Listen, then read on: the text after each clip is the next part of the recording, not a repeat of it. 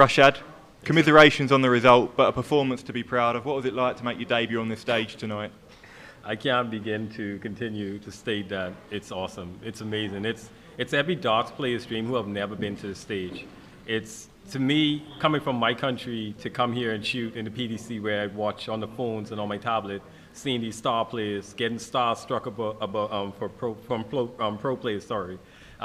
It's awesome. And the crowd alone, oh man, I love London. That's amazing. I also wanted to hear the booing part. I wanted to experience the bad and the good. But again, they were just cheering me on like crazy. I love it. The crowd did absolutely love you. You got some incredible support tonight. What was it like playing in that sort of atmosphere for the first time? It was awesome. That's why I had to give them their 180. And the end of that second set, obviously the set darts you had, was that the turning point in the match, do you feel? I told everybody like this. I was practicing in the practice room. It seemed different from the stage. So I had to readjust my whole technique. And it was at the ending part of the game, but Jeffrey was ready to relax. He already got to relax because I was drawing too much 45. I might as well go play that in the number shop or something. But he was on his game. So I tried to put it there, but he was taking a lot of big numbers, 3 digits. So it was awesome. And just talk about the pride at becoming the first player from the Bahamas to compete at the World Championship. Amazing feeling, amazing. They're watching home now. I know they're disappointed because of my performance, but hopefully they'll understand that I'm here. I mean, we made it here, and now that they know of the Bahamas, I assume a lot of beings will come and try to do the same thing in my footsteps. And has this given you the determination and the ambition to make sure you're here again next year? Definitely. You're going to see this face again.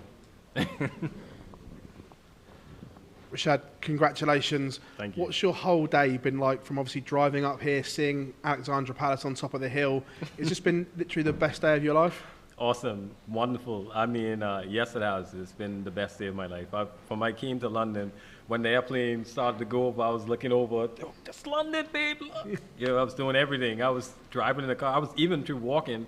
I was holding my phone up, and the guy in the store said, be careful, those cyclists, some people just ride past and steal your phone and say, nah, they could see I'm a tourist. And besides, I'm Rashad Sweeting, you know. But it's awesome. It's very awesome. At the start of the evening, not many people in the darting world would have known you, but obviously you haven't seen what social media has been like in the last hour. You've become a cult hero of many dart fans. Can you just take that in, what you've done tonight? I mean, when I look at it, hopefully, like you said, it's amazing. I'm very supportive, but they're very supportive, sorry. And there was a fan that actually wanted me to do something after he hit a 180, so I was like, I'm going to do it. When I hit the 180, I do the cold shoulders thing, and hopefully they saw that and they were watching.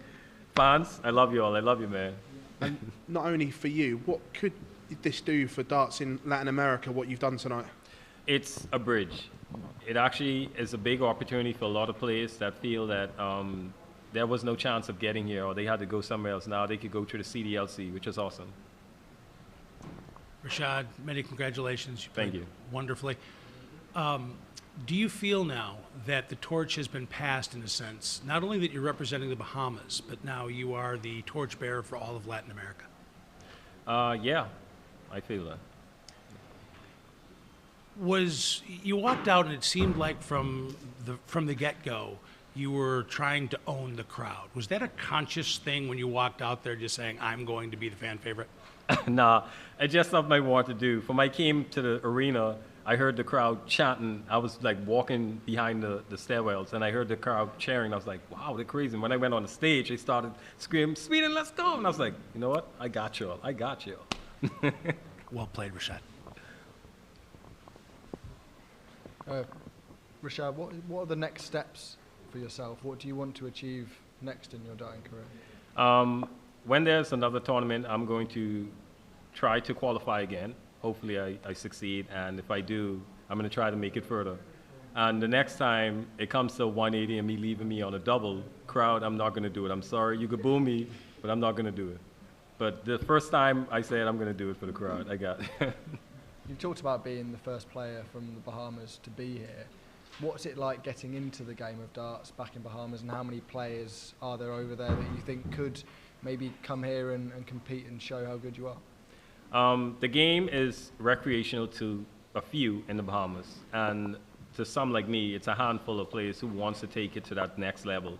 most of the players are veterans who've been there longer than me, so they feel that, man, I'm at the age, I'm just throwing for fun, you know, to get out the house away from the kids and the family, you know, just to go with the friends and, you know, have a good time.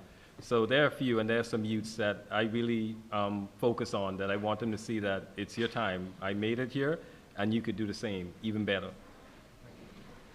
Rashad, we've spoken to a lot of people this week, and there's been far less people here for those than you. Can you quite believe the impact that you've had, that you've brought out so many people just to talk to you? I can't believe it. The gentleman walked outside and said, you had to do something right, because they don't actually, you know, I'm calling the losers inside you to interview them. I say, I don't know what I've done, but I'm glad of it. And I thank you all so much for having me here to interview me. Have you had a chance yet to look at any messages that you've received from back home about the performance there? What you've expected to hear from them? Be honest, I think I've let a lot of people down. Hopefully they understand that, I mean, I was enjoying myself. I was having a good time out there. I didn't allow pressure to get to me. I was just upset of my throwing ability. Like I said, I had to adjust. But to the fans, if they wanted to see me go further next time, I'm sorry, still be my fan, please. But yeah, next time. Rashad, I don't think you've let anybody down. You've gained a lot of new fans tonight. Well done. Thank you so much. Rashad, commiserations. I'm not sure if you saw the clip from earlier in the week, but Luke Humphries sat in that chair. He was talking about the growth of the sport, and he mentioned that he met you earlier in the week and that you were his one player that he can't wait to watch on the stage. I'm pretty sure you've done him proud and gave him something to watch there. I hope so, because I'm going to tell you the funny story. I'm going to tell everybody. Everybody watching, good.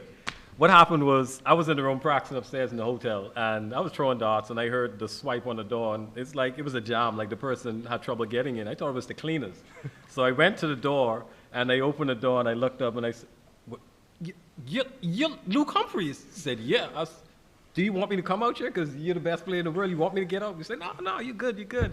And we started a conversation from there, and he gave me encouraging advice about the game and what to expect, and you know, he's proud of it, and asked me about my country, you know, how it starts there. The same thing you're asking me, he asked the same thing. Very cool guy, you know. Very cool. I love it, man. He did mention me, by the way. To answer that, somebody said that I was in my room, and they said, Rashad, Luke Humphries mentioned you. I say, how much on it? 16 minutes and 57 seconds. Good. I'm going to look at it. And he said the Bahamas. He didn't remember my name, but I'm the only Bahamian here, so that's awesome. Thank you very much. Rashad, did you expect that initial reception from the audience of a roar of approval for the first from the Bahamas to attend the World Darts Championship? No, I didn't expect that. I came up with a mindset stating that there were going to be some that boo me and state that, you know, you're just here to make up the numbers, boo, go back. And I was prepared for everything. But when I walked out and they started, let's go, Rashad, let's go, Candyman, I was like, oh yeah, that's what I'm talking about. I was a little surprised to hear you say you wanted the booze as well. You wanted to experience that. I wanted to experience everything, because I wanted to take it to see. I want them boo me so I could like see what it is, what it feels like. Because I could take it, I laugh and say, no, don't boo me. But it's awesome. They cheered me on. They 100%. They helped me a lot. They helped me a lot focus. Yeah. And just the last question here, just touch base on, you know, the travel that you have to do for the CDC Latin American Tour, and do you have the desire to maybe tackle a PDC Tour card? Go to Q school? I never planned that far. I never planned to say, I booked my traveling to the 5th. I'm going to be over here for a long time, so in this cold weather, I think I'm going to stay inside because I got my snow gear. But it's very cold inside.